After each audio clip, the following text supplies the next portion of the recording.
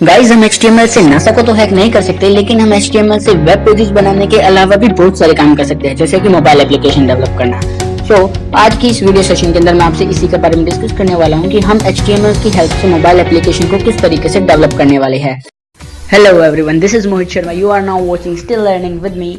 Let's begin the journey.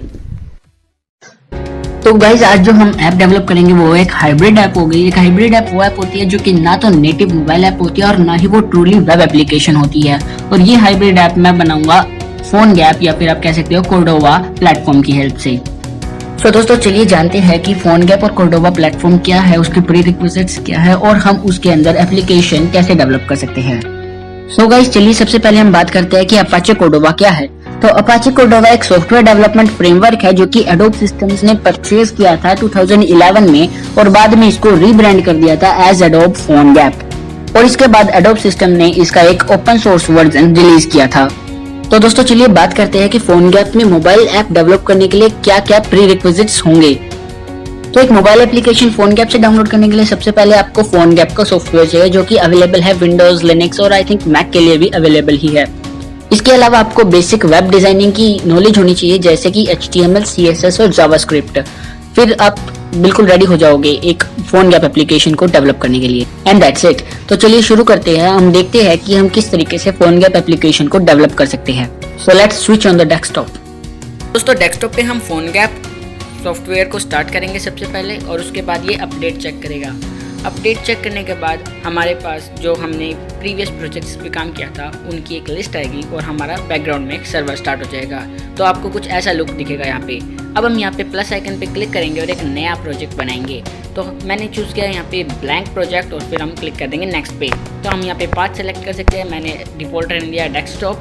इसके बाद मैं नेम डालूंगा अपनी एप्लीकेशन का जो है स्टिल लर्निंग नेम के बाद उसके बाद हम आईडी डालेंगे जो कि उल्टा डोमेन नेम होता है com.mohit.stilllearning। मैंने यहाँ पे डाल दिया। आप यहाँ पे कुछ भी डाल सकते हो अपने हिसाब से। उसके बाद हम क्रिएट कर देंगे प्रोजेक्ट को। अब हमारा जो प्रोजेक्ट है वो क्रिएट हो रहा है और क्रिएट होने के बाद हमारा एक फोल्डर आएगा जिसके अंदर हमारी सारी फाइल्स जो है प्रोजेक्ट से रिलेटेड स्टोर होगी। तो उस फाइल के अंदर होगा हमारे पास एक www फोल्डर होगा जैसा कि हमारे पास वेबसाइट्स के अंदर होता है और उसके अंदर हम अपनी फोनगैप एप्लीकेशन को डेवलप कर पाएंगे। तो दोस्तों इस वीडियो के अंदर मैं आपको ये नहीं बताऊंगा कि फोनगैप डेस्कटॉप को हम कैसे इंस्टॉल करें, क्योंकि वो आप गूगल पे जाके आसानी से कर सकते हो।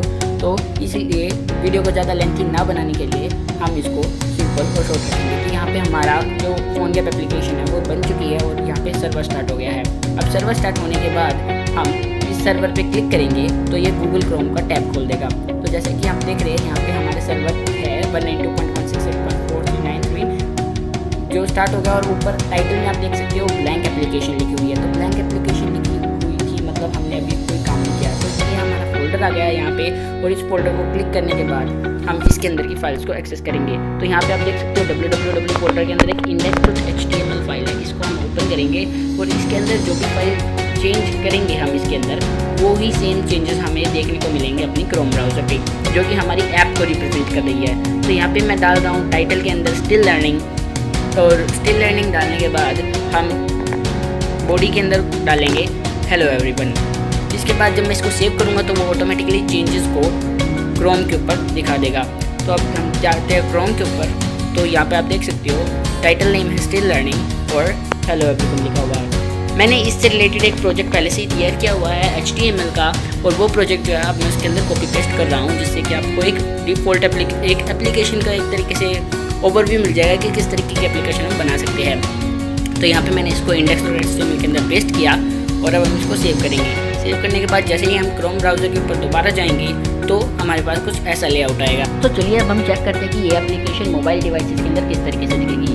तो अब हम चेक करेंगे कि अलग अलग डिवाइसेस के अंदर ये एप्लीकेशन किस तरीके से दिख जाएगी हमें। तो इसका एक लेआउट चेक करने के लिए हम जाएंगे क्रोम के इंस्पेक्ट पैनल के अंदर और इंस्पेक्ट पैनल के अंदर आप देख सकते हो गैलेक्सी S3 के अंदर ये इस तरीके से दिख रही है। यहाँ पे हम अगर हम सेलेक्ट करें पिक्सल 2 तो उसके अंदर कुछ ऐसा लेआउट आएगा। तो आप इस एप्लीकेशन को अपने फ़ोन में भी लाइव टेस्ट कर सकते हो। उसके लिए आपको एक दूसरी एप्लीकेशन अपने फ़ोन में डाउनलोड करनी पड़ेगी जिसका नाम है एडोब फोनगैप डेवलपर एप्लीकेशन। इसके लिए आपका PC और आपका एंड्रॉयड मोबाइल सेम नेटवर्क से कनेक्ट होने चाहिए। उसके बाद आप जो नीचे सर्वर इज रनिंग लिखा हुआ देख रहे हैं ये जो IP एड्रेस है वो आपको फ़ोन के अंदर डालना पड़ेगा। तो यहाँ पे हमने इंस्टॉल किया डेवलपर्स एप्लीकेशन को और हम को ओपन करने के बाद ऐसा लेआउट दिखेगा। अब यहाँ पे हमें डालना है वही सेम IP एड्रेस जो आपके डेस्कटॉप पे है। तो वो IP एड्रेस है यहाँ पे, जैसे हम डाल देंगे उसके बाद आपको कनेक्ट पे क्लिक कर देना है। तो यहाँ पे कनेक्ट पे क्लिक करने के बाद एक मिनट से वो कनेक्ट हो जाएगा और नेसेसरी फाइल्स को डाउनलोड कर देगा। तो यहाँ पे आप देख सकते हो हमारे पास है फोनगैप एप्लीकेशन जो कि हमने अपने डेस्कटॉप में डेवलप की थी, वो सेम एप्लीकेशन यहाँ पे है। और अगर आप अपने डेस्कटॉप पे कोई भी चेंजेस करते हो इस एप्लीकेशन के अंदर तो वो ऑटोमेटिकली आपके फ़ोन के अंदर भी चेंज दिखा देगा। बट आपका डिवाइस जो है वो सेम नेटवर्क के अंदर कनेक्ट होना चाहिए। अब हम चेक करते हैं कि हम इसको कंपाइल कैसे करेंगे और इसकी APK कैसे जनरेट करेंगे। तो हम इसको काट देंगे और यहाँ पे हम जाएंगे फोनगैप बिल्ड पे। ये एक साइट है जो कि एडोब फोनगैप ने प्रोवाइड की है। ये ऑनलाइन आपकी एप्लीकेशन को बिल्ड करके देगी। तो यहाँ पे आप जाके अपना साइन इन कर सकते हो और ये आपको एक प्राइवेट ऐप रखने का मौका देते हैं। जैसे कि मैंने यहाँ पे एक पासवर्ड मैनेजर एप्लीकेशन बनाई है जावास्क्रिप्ट की ऐप से। तो ये एप्लीकेशन है। यहाँ पे आपको क्या करना है, आपका जो प्रोजेक्ट का फोल्डर बना था उसकी जिप फाइल क्रिएट करनी है और वो जिप फाइल आपको यहाँ पे अपलोड करनी है। जैसे कि मेरा जो फोल्डर था वो है स्टिल लर्निंग, इसके ऊपर जाऊँगा और मैं यहाँ पे जिप फाइल को क्रिएट कर दूँगा। तो एक्सटेंशन सेलेक्ट किया मैंने जिप और यहाँ पे हमारी जिप फाइल कंप्लीट हो गई। बाद आपको ये जिप फाइल को अपलोड करना पड़ेगा build.phonegap की साइट पे।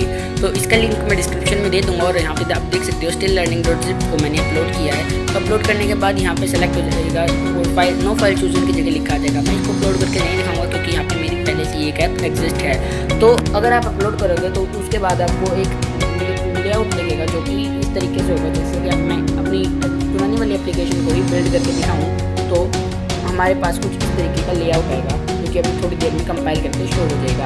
यहाँ पे आप देख सकते हो ऊपर iOS, विंडोज़ और एंड्रॉयड तीनों के लिए ही सेम टाइम पे एक ही एप्लीकेशन कंपाइल हो रही है और 3 अलग अलग आउटपुट हमारे पास आएगी। बाद में आप ये जो QR कोड यहाँ पे दिखाया गया है, इस QR कोड को स्कैन करके अपने फ़ोन में या किसी भी और डिवाइस के अंदर इस एप्लीकेशन की APK को डाउनलोड कर सकते हो या फिर आप यहाँ से भी डायरेक्ट इस APK को डाउनलोड कर सकते हो। तो ये बिल्ड लेने में थोड़ा टाइम लेता है और बिल्ड जैसे ही हो जाएगा तो ये आपको दिखा देगा। iOS और विंडोज़ के अंदर ये कीज़ मांगता है क्योंकि हमें हर एक एप्लीकेशन को इंस्टॉल करने के लिए की प्रोवाइड करनी पड़ती है। मैंने यहाँ पे कोई की प्रोवाइड नहीं किया है इसलिए यहाँ पे इसने एरर दिखाया हुआ है।